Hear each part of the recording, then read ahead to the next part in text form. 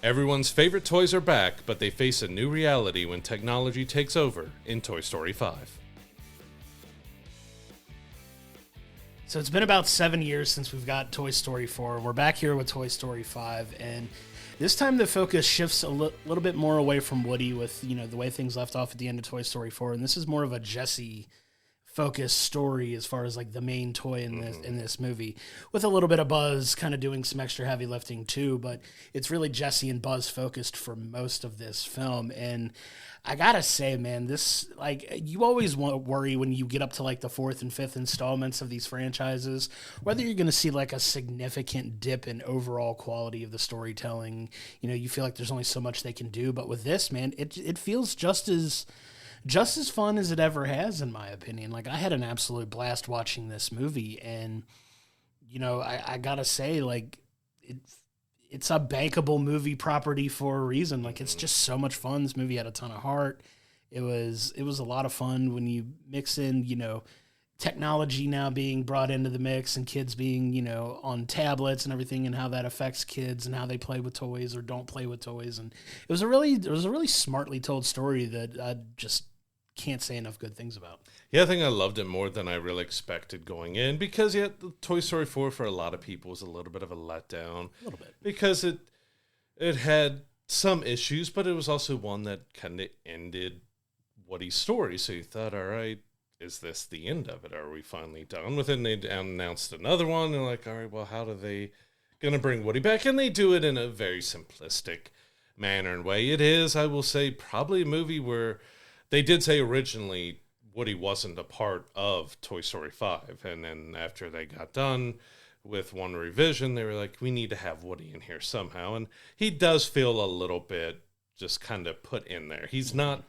that important to the overall story. He definitely became more of secondary to almost a third tier type of character in this. It's definitely Jessie.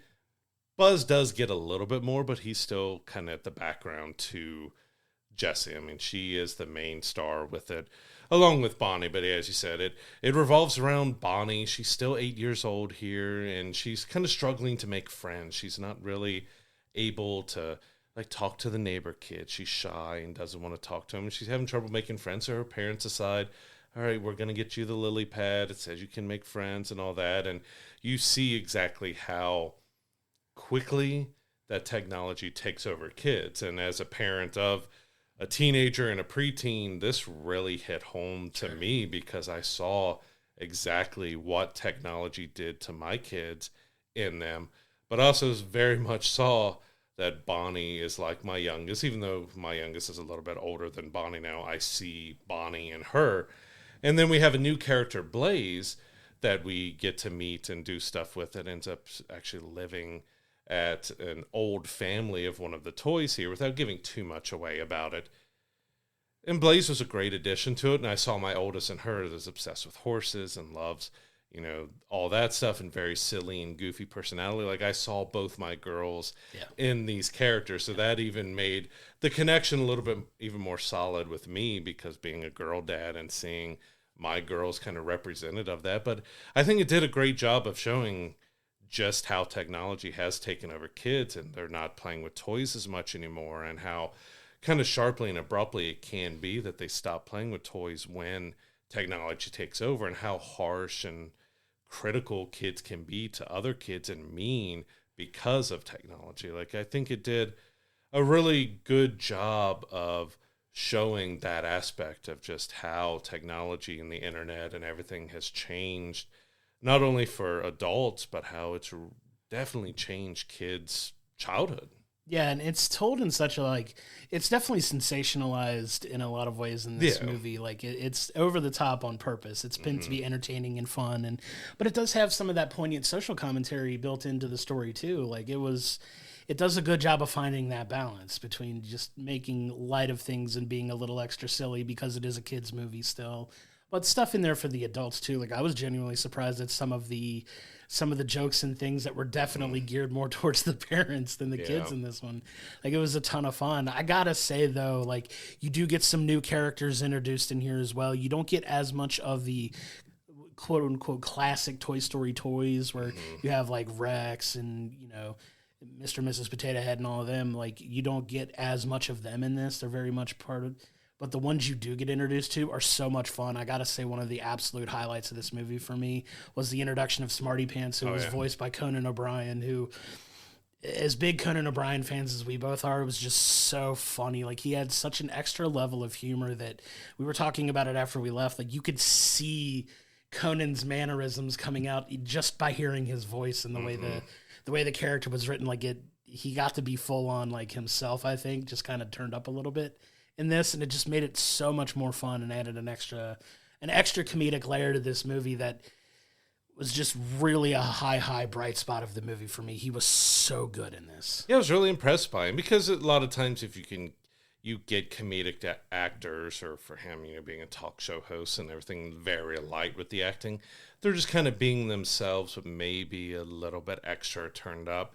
But I did feel like he committed to being something different. Like, you can tell it's him, but he changed his voice and how he talked a little bit more. And they did make a joke at his pompadour and everything else. But I was really impressed that he really committed to being not Conan O'Brien as Smarty Pants, but being, okay, I'm Smarty Pants. I'm this toy that you're just not hearing that it's me, and I'm just being my normal stick. You get a lot of his humor and crap. Because, he's playing a potty toy. So you get that there's plenty of toilet jokes and everything else made by him, but I was just really impressed to the commitment that he made in that, to really kind of give Smarty Pants character, to give him life, and not just be, oh, okay, it's Conan O'Brien. No, he was Smarty Pants. Like, he was one that really impressed me in this, because he added so much humor and other aspects to that, because there was it's the joking of having different levels of technology in here, because you got LilyPad, the advanced tablet that's able to do chats and games and connect and do all this other stuff, while Smarty Pants, he is an electronic toy, but it's kind of the old school toy like we had. It's got just the dot LED screens where you don't have a whole lot, and you have like 3 buttons to press, and it's not an advanced technology, but it's still technology. And it's kind of showing with that, and also some other ways with Buzz and other Buzz characters that we get seen here, the advancement, but also classic technology mixed throughout. And it made for some fun jokes, because Conan got to act a little drunk because his battery was low, so he's kind of slurring his words because his battery is so low and everything. But I think they did him so smartly in there. Like I said, it just wasn't Conan being Conan. It was Conan being a character, while he still gets to impart parts of himself into it. It was fun to see that commitment, because, as you said, the original gang basically gets put in a box and put on a shelf for the whole movie. Yeah. So it's Jesse, it's Buzz, light bit of Woody, but then it's those new toys. You also get Combat Carl shows back up, of course, having to be recast because of Carl Weathers' passing, that you have Ernie Hudson stepping in, and he did a great job in the small amount that you got of it. But yeah, it was fun way that they introduced the old technology to help with the new technology, and kind of show that kind of just overall basis of how technology, even lighter technology, has affected and changed kids. Because I know my daughter had the snappy camera and taking the pictures and stuff, and we had some of that smarty potty type of technology when we were kids and stuff. So it was just nice to see that whole rounded element of hitting it from kind of all aspects and all levels. Yeah, it worked on every level that they tried to hit it on. Like, you said, you get that bridge of technology from the past until now, where Lily is like the super advanced, like, can do all the things. She's just an actual smart device. Like, it's so smart how they wrote all of it in there too. You get incredible voice acting.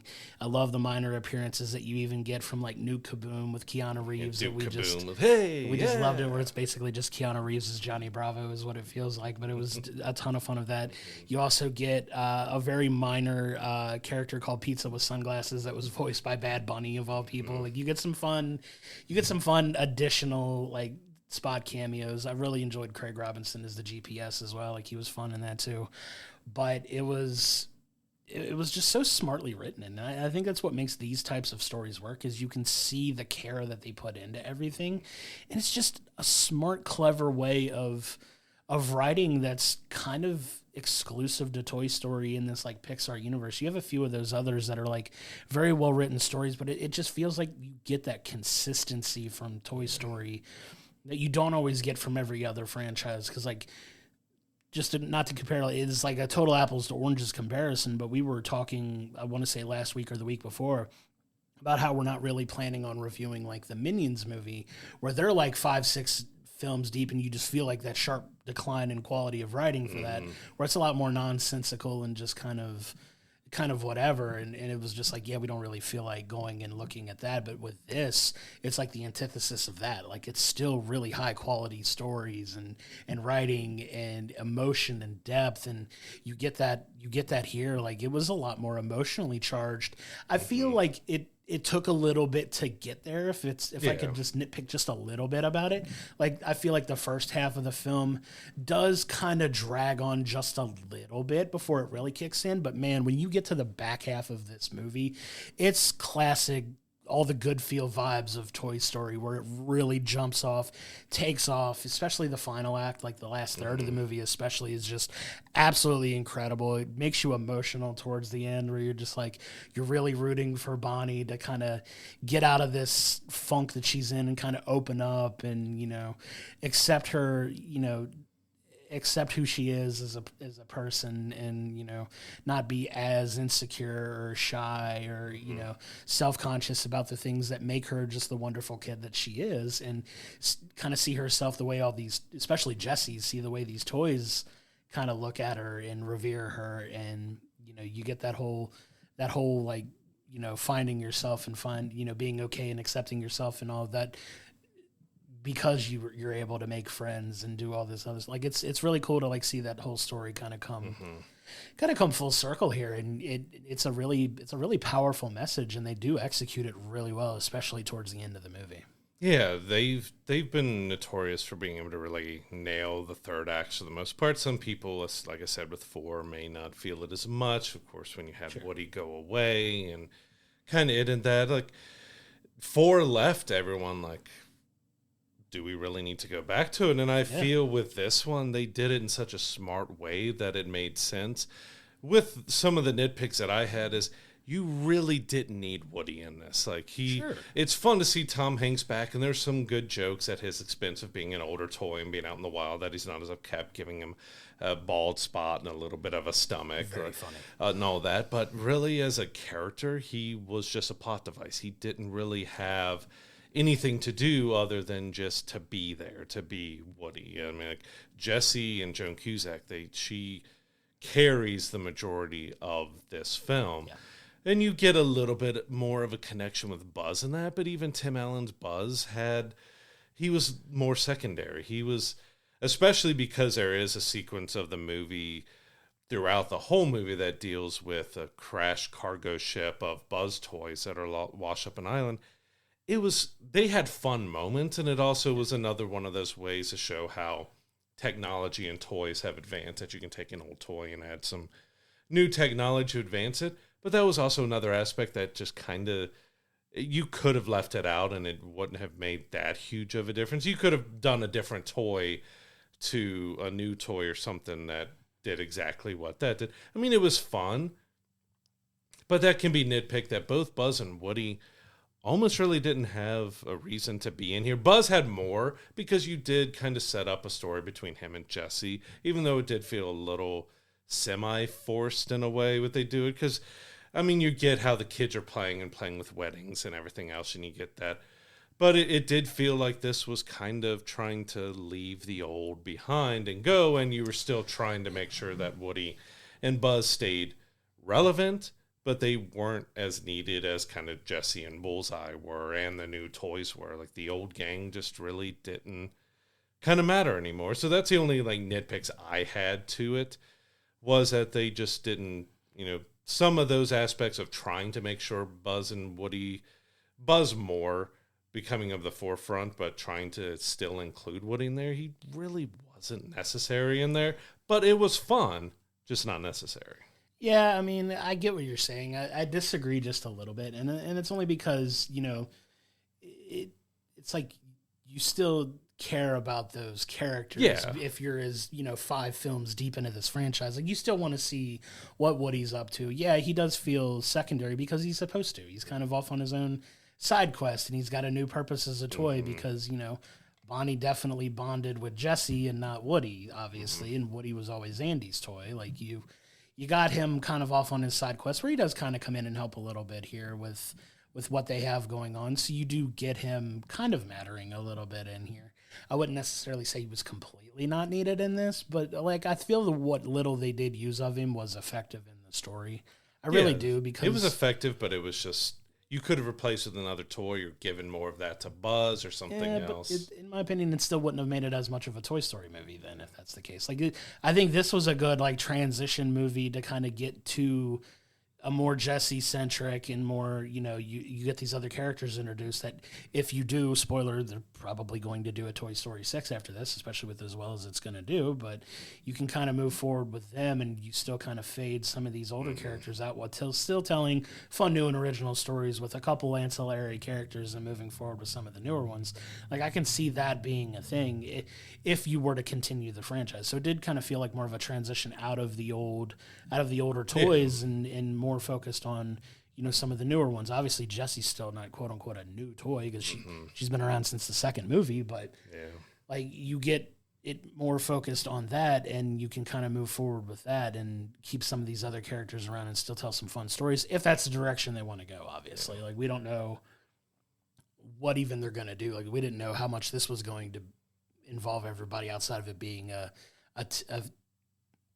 commentary on how technology is infiltrated. It's like, where do they go? What do they do now? And that's a fair assessment. But I feel like this was a very good like transition of kind of phasing some of them out. It was definitely pushing others forward. Film, like it was definitely one of those, and that's to be expected. I mean, good God, the characters from the original, like the voice actors that are from it, they're not getting any younger, and these do take a while to make. So well, even Tim Allen said trying to make Buzz not sound old again. I had to figure out how to voice him now and not make him sound like a 67-year-old man. Right. Like the voice actors for these, like these do, like, animation aside, the animation's absolutely gorgeous in this. And we can spend time talking about like cinematography and stuff as much as we can for an animated feature. But like, it was a gorgeous movie. Like visually it was stunning, but like you do have to take that into consideration. Like, yeah, a couple of the voice actors have been replaced, obviously, because those that have passed on. But as you move further in time, the likelihood of having to replace more of them has to be at the forefront because these guys have been voicing these characters for over 31 years now. I mean, the original Toy Story was out in 1995, and it really hurts my heart to say it, but it was 31 years ago. Like it's not unrealistic to say, like, hey, these guys weren't like super, super young when they started voicing these characters. So like you have to take that into account too. Like if you are continuing to do this, and it does take like outside of like Toy Story 1 to Toy Story 2, this was the shortest turnaround we've gotten, I believe, in between Toy Story movies. Like, and that was 7 years. That's like the shortest turnaround time between any of these. So like if we don't get Toy Story 6 until, it'd be 7 years from now is 2033.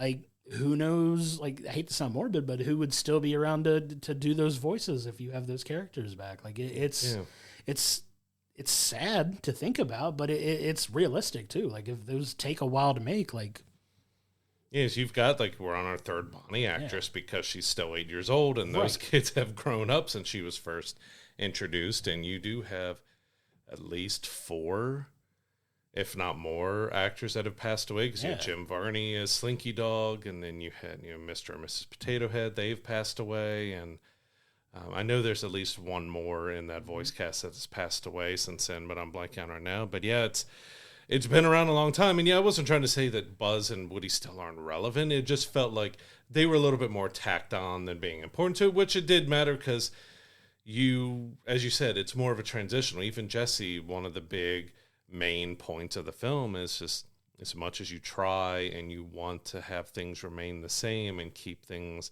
how they are forever, you cannot stop kids from growing up. You can't stop technology from coming and taking over you. There's things you just can't stop, and you've got to find a way to live with it and good with it. And I think that's the biggest thing with this film is that it found the heart, the soul, and that good message that they've always kind of tried to have.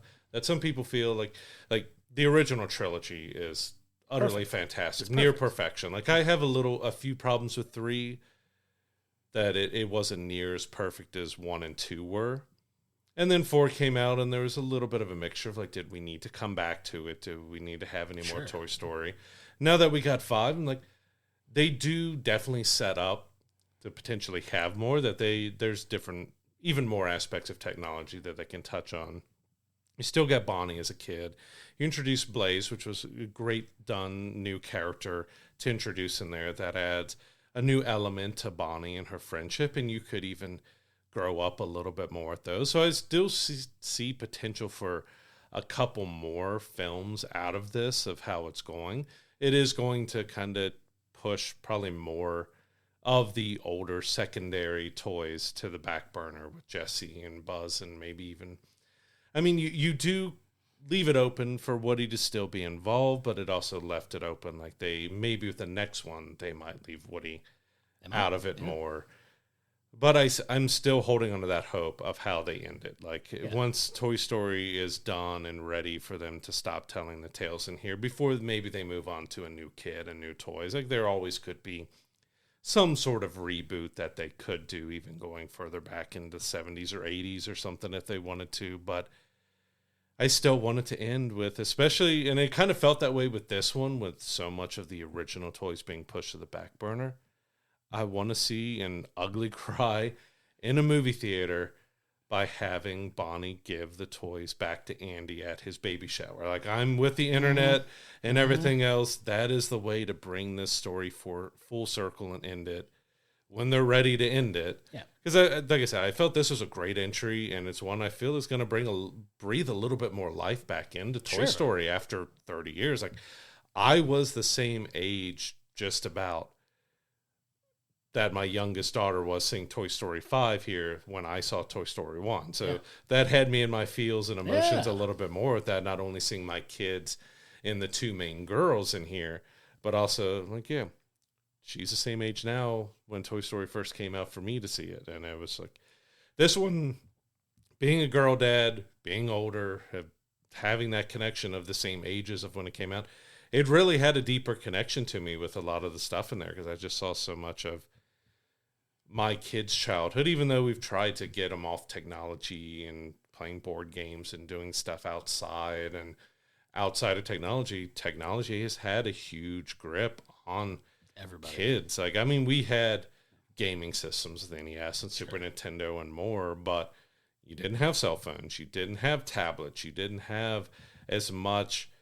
Okay, I mean, we had the Tiger handhelds and we had the Game Boys and that kind of stuff, but it wasn't something that was overwhelming our entire days. We still spend majority of our time outside playing or doing this and sports, and like, you see cell phones and tablets just overtaking every aspect of life, adults and kids' lives and everything. And I think they did a great job staying relevant in that way, and also doing it over the top, but also very connecting way of showing how they're done. And I just think they did a beautiful job with this one. Just the emotions, the humor, the visuals, like all of it really felt sincere. It felt fun. It felt, they said, energizing again. That Toy Story of a franchise that's been around so long can still feel fresh and relevant in a way. Like, you could have really, after 4, gone into this, what can they do? What are they going to do? Is this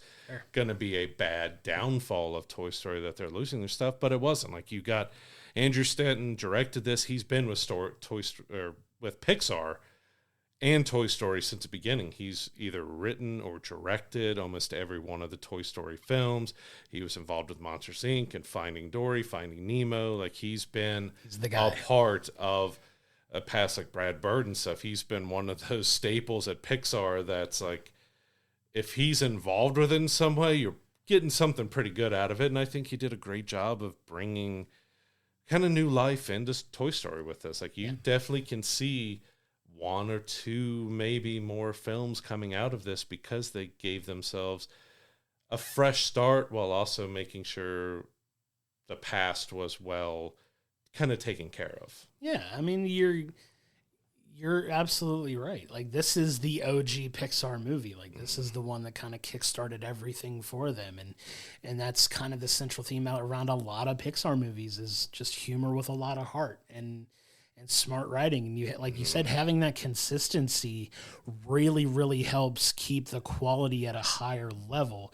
Because you see so often with a lot of these franchises where a lot of them tend to lose their way, is that there is so much creative overhaul where you get a different opinion, a different voice, a different, a different way of looking at things, a different perspective, and it doesn't always work to the benefit of the story and the kind of the universe that you're hoping to create. And one thing they've done such a good job of is keeping that consistency over time and keeping the same people around and still continuing that, they're all fully invested in the story that they're telling. Like, it's not that the other franchises aren't, but when you have that consistent voice, you get a lot of consistency in your storytelling and consistency especially if it's high quality, you get that. And it's so rare that we get that nowadays. Like, it really is, like you said, because so many different people come in and kind of want to create their version of something, which may not always mesh well with what we've gotten in the past and what's kept people around wanting to come back and see, these characters and these types of stories still. Like, you talk about, how many times have we talked about, the dysfunction at Marvel, even like in the MCU, where you have all of these different creative voices and different perspectives. Like, yeah, you got Kevin Feige at the top of things, but you have so many different directors and so many different things that have come in, and it's so difficult to make everything mesh well and work. And you had that really awesome, awesome recipe that worked for about a decade. And then we talk about now how it feels so much more disjointed and not connected and everything. You don't really have that here because, like you said, you've had the same people for 30 years working on this type of story and these characters. And I love that they've been able to kind of keep that core together and keep that high quality consistency that we've expected. I mean, these movies all make $1 billion for a reason. Like we were just talking before we recorded, like there's so few bankable, like absolutely bankable. If you put one out, it's going to make a ton of money. And it's like, it's for animation, it's 100% Toy Story. It's going to make a ton of money. You could probably throw like an Inside Out with that in that as well. That's kind of a fair one because both of those are, $1 billion movies. Whatever you feel about the quality, Super Mario is another one that throws at it. And when you get to live action, it's like Spider-Man and the Avengers.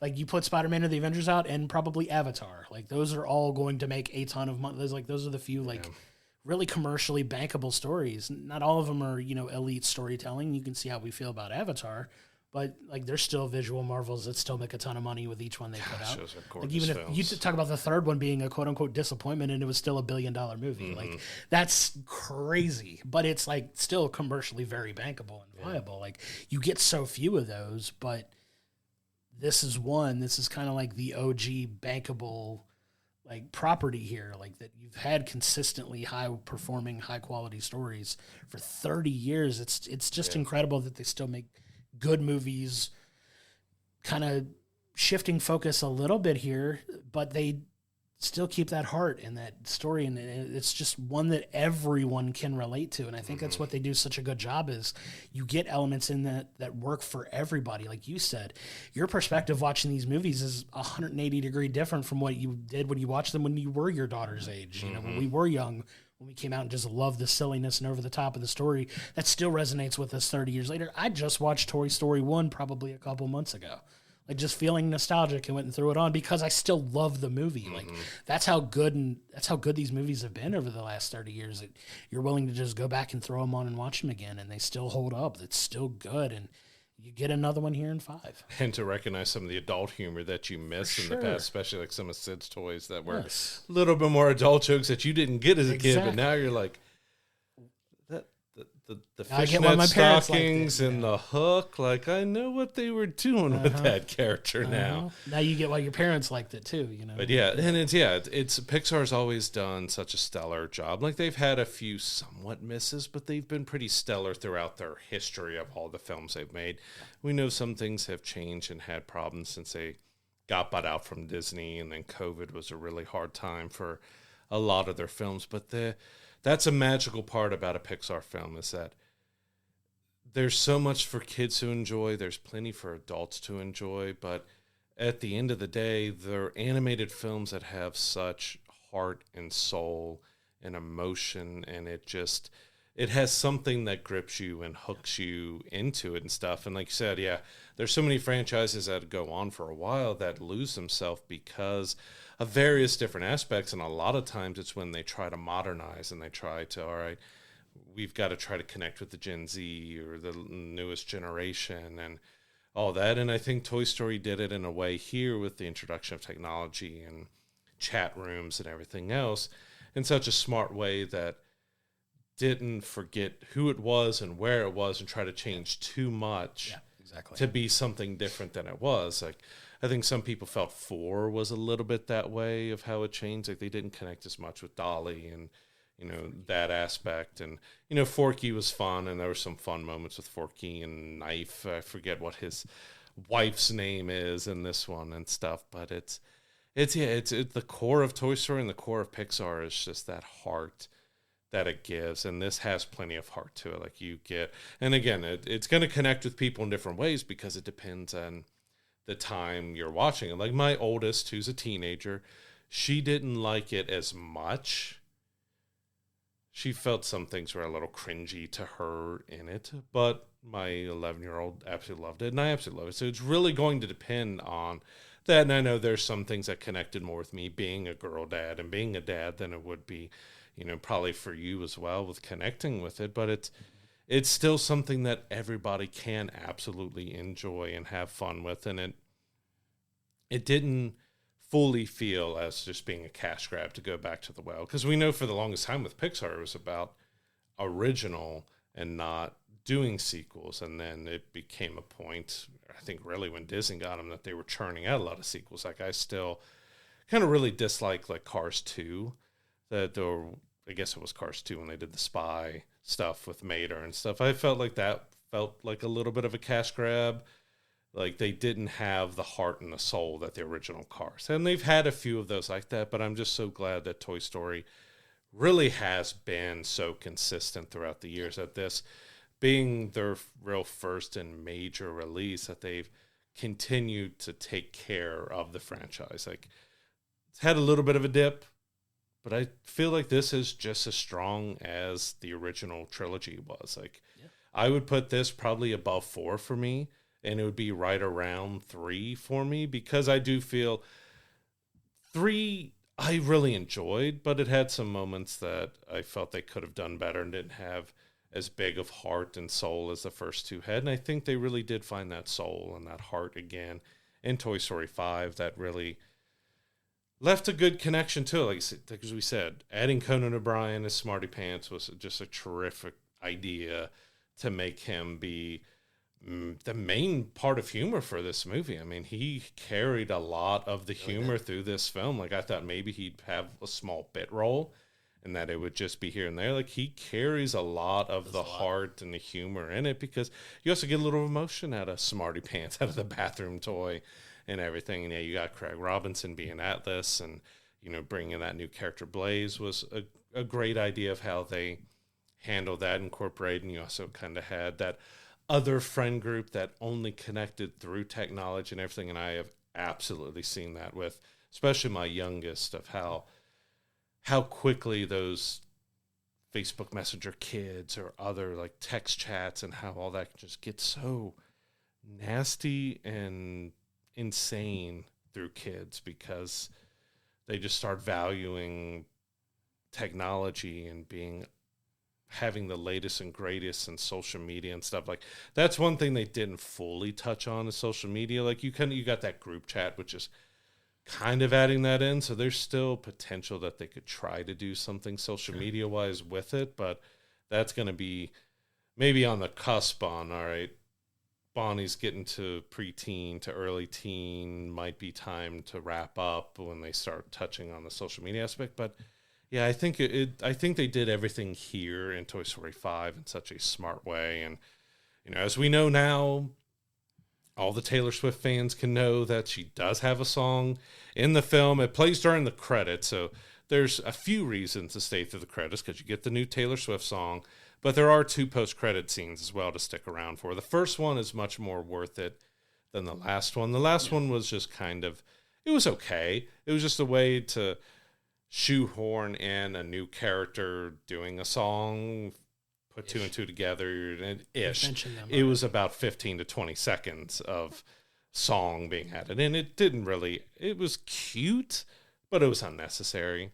So if you stay for anything, stay for the Taylor Swift song, stay for the first post-credit scene, and that's more than well worth it. But I had a blast. I had a really good time. Like, I wasn't expecting to enjoy it as much as, even though overall, and you can nitpick, like I said, 3 and 4 a lot more than 1 and 2, it has been so consistent over those 30 plus years that it's been around that it's a fun family film that adults, teens, and even though I said my oldest still enjoyed it, but it wasn't as huge of a hit with her as it was with my youngest, who's a few years younger than her. But that's a great thing of Toy Stories that can connect with so many different generations. Yeah, she'll appreciate that movie when she's a little bit older. I think she's in that starting to be too cool for everything phase, probably. Absolutely. And you come back around on those types of movies because we all go through those phases where we hit a certain age and you like the cooler, edgier stuff, and then you come full circle and you're like, okay, I enjoy a lot of the things that I wouldn't think I would come back to and enjoy now that I'm at this point middle aged myself. But like it's like you have those moments like where you're like, okay, I'm too cool for this, or I think I'm too old and too mature for this, and you realize very much at the end, no, you're not. You still like to enjoy and have fun. So it's gonna be fun watching her come back around to kind of those things and see what she gets back into after she gets out of that cycle. Like that'll be fun to see. But yeah, like even like if we like this, poke fun at 4 a little bit, and it's not without that movie's not without its issues, but it's still a really really good. It's still a really good movie. Like the worst Toy Story movie is still better than so many other franchises that it just speaks to the quality of the overall franchise, and especially how good the first 2 were. Especially 3 was still really really good, but those first 2 movies are probably a 10 and a 9.5 to me. Like you can 10 out of 10 for both of me, and you can flip flop either rating for either one depending on how I'm feeling when I watch it. But like those are 2 as close to perfect animated movies as you're ever going to get. So it's a very high bar to meet, but I still think like even with, 3 was probably like an 8.5, still really, really, really good. And then 4 was still probably like a 7.5 to an 8, which is still like really good. But that just, like I said, it just speaks to the overall quality of like how consistent these films have been throughout the years, that even when you're 4 or 5 films deep, they're still going to score really highly. Like they're just that good. Yeah, so Toy Story 5 is a great return to the series. Like it's been consistent over the years. You can talk about 3 maybe having a little bit of a drop, 4 having a drop, but 5 really captured that heart and soul again of Toy Story. There's a lot of laughter, a lot of heart, a lot of emotion in it.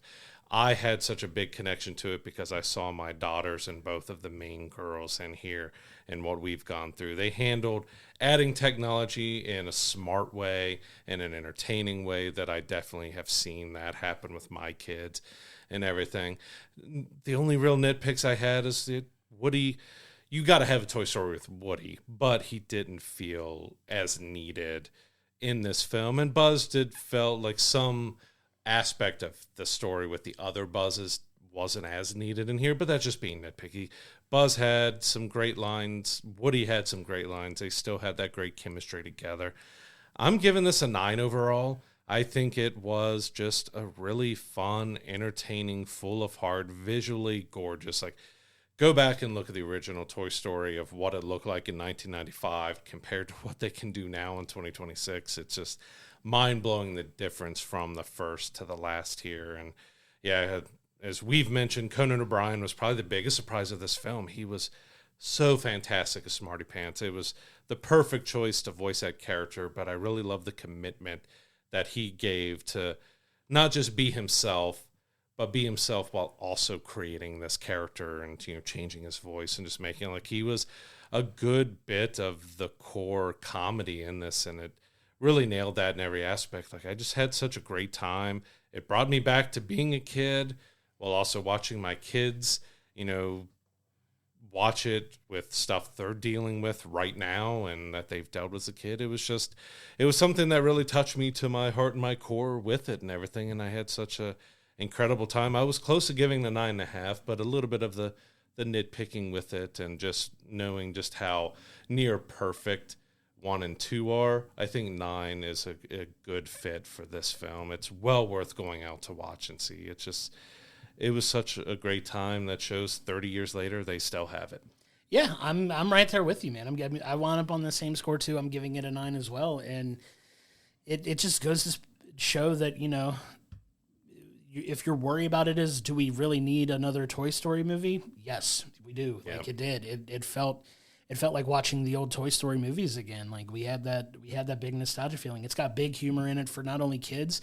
There was a big laugh out loud moment where you could tell all the adults found it hilarious because you hear all of the parents in the theater cracking up, which I remember like seeing like me, you, and your wife just all kind of make eye contact and like they really put that in the movie. Like it was very, very funny. Like we just cackled out loud. We had a great time watching this. You get that magic Pixar heart. Like this is the OG Pixar franchise. It's still going strong after 30 years for a reason. Like such a good time. Go check it out. It's worth every penny to pay to watch this. It's got everything you want in a good animated, in a good film overall. Like I know we don't really put a lot of, like we might in passing talk about stuff being nominated for like awards and stuff. This is going to be nominated for Best Animated Feature at the Oscars next year. Like I fully anticipate that being a thing, and it very well could win because looking at some of the competition it's up against, it's the best animated movie I think we'll see all year probably. Potentially, yeah. Or it very much up there. So it's in that conversation. So I'll be on a lookout for that as well. But yeah, just like you were talking about, just how much different the animation can be now and how much better it is. Like the OG Toy Story movies still look great. I mean, they look a little crude, but they were still really, really well done because they were like one of the first major studios to really, you know, lean into CGI and different visual effects animation that were like miles ahead of other studios that were using that technology at the time. And you just see how much further it's gone in the last 30 years. And so many great, stunning visual set pieces in this movie that I don't think get enough credit, but it did such a good job with that in this film too. And like I said, a little bit of a drag at the beginning of the film. Just it takes a little bit to get its legs under it and really get going. But when it does, man, you're back in that magic that made us love these movies 30 years ago. And I can confidently say that my worries going into a fifth film of a franchise were definitely like swept away with this one. Like this is one of the few where I'm like, okay, I would be happy if they did a sixth movie just to see where they take it. And you always kind of take that gamble as these franchises move on, but I think the quality is still there. Like I still think this is one that hasn't really deteriorated as much over time. And I think that's a testament to all the people involved in making it and keeping that magic and keeping that feeling around. Like they just do such an incredible job about it. Let's roll the dice and see what we get with Toy Story 6. Why not? Yeah, except Pixar's still an absolute master of the craft. They've had a few dips and a few misses throughout the years, but even their misses are still above average. Yeah. Like they've been such a fantastic, one of my favorite studios. And as you mentioned, if we're honest, early 90s, pretty much a whole 90s CGI until you got The Matrix, and you had a few others. When talking about CG animated films and TV shows and stuff, were not that good. Like they were trying to put it in. I know. Get the old school Iron Man show that it tried to do that transition where you got hand-drawn animation for him putting the suit on, and then it goes to CG animation, and it's like, okay, that does not look good at all. And we had the reboot series and stuff, which looked good for what it was, but you just notice how much stuff is lacking texture and proper lighting and all that for the 90s because they just, that wasn't something they could do. And how long it took to render a lot of these films. And you still got the infamous about, I believe it was Toy Story 1, where they had lost everything. Yeah. And because a staffer had a copy of the film on their, at home from working on it, that saved Pixar, that saved the franchise and saved everything. But yeah, the 90s could be a little rough, and Pixar was really one of the first ones that really came out with these films that just look spectacular. And like back then, we were all blown away by how that film looked. And now, if you did the comparison, you're like, wow, just how far it's come because the toys look so much more like toys. They've got the proper texture and movement and lighting and everything to it that just makes it feel so much more. Because, it looked good, but, Yeah, this one just kind of showed just how far they've come in 30 years with animation and stuff. And don't write a film off just because it's animation. You can have some of the best films that you may ever see be done in animation. Just because it's animated doesn't mean it can't be Oscar worthy, that it can't be award worthy, that it can't be worth immense praise and everything, because there's so many people who pour their heart and soul and everything. And I go, what was it with the Lion King hand-drawn animation? The Stampede took like 4 years or something just to do that scene. Like, animation takes so long, whether it's hand-drawn or computer-generated. There's so many people who work on this for 4, 5, 6, 10 years to get these products out, and it takes a lot of commitment to be able to get those things right in that amount of time. And just hats off again to Pixar for just putting out another brilliant film. Yeah. I mean, like, I can't echo those any stronger, and it really does make me hopeful for the future of, animated filmmaking, that you can still turn out good movies like that. I'm looking at you, Sony, for our next Spider-Man movie, obviously. Stay away from AI. We need that. Keep AI out of your films as much as you possibly can. But yeah, this is just another brilliantly done movie, man. I'm so glad we got to see this one. This was such a good time. Toy Story 5 is in theaters now. It's fun for the entire family. Everyone's going to get enjoyment out of this. Go check it out. Give us your support, and come to our social media feeds and let us know what you thought about it after you get a chance to check it out too.